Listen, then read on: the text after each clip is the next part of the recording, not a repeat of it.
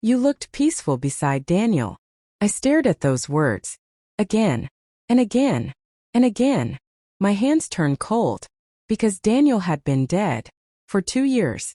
I looked up at the detective. Slowly. Confused. Terrified. And I whispered, "What did you say?" The detective frowned.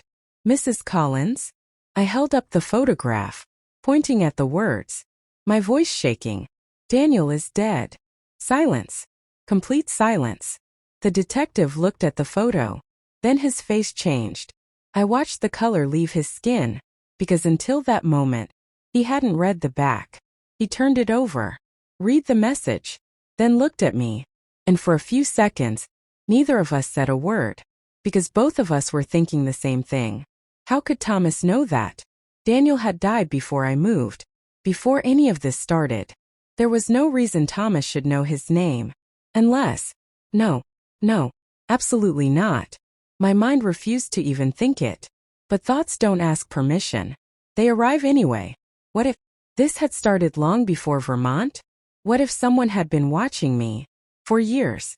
The detective asked if I had old photographs, old letters, anything strange from the past. First I said no. Then suddenly, I remembered something. Something small. Something I hadn't thought about in decades. Back when Daniel and I were newly married, we used to receive letters. No return address. No signature. Nothing threatening. Just strange. Very strange.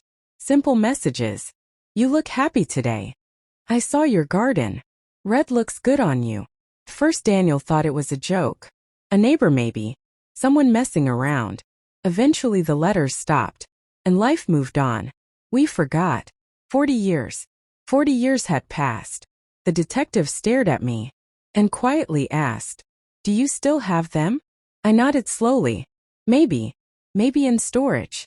The next morning, police searched every box in my garage. Hours later, they found them. 23 letters. Yellow paper.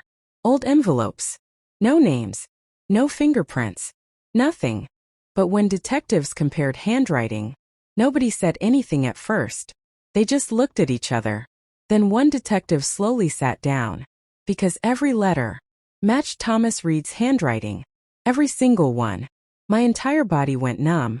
40 years. 40 years. That meant while Daniel and I were building a life, raising children, celebrating birthdays, laughing, living, someone had been standing somewhere in the shadows, watching. The detectives reopened everything. Old files. Missing persons reports. Thomas Reed. The woman who vanished. Everything. And a week later, they discovered something hidden inside an abandoned property outside town. A small cabin. Deep in the woods.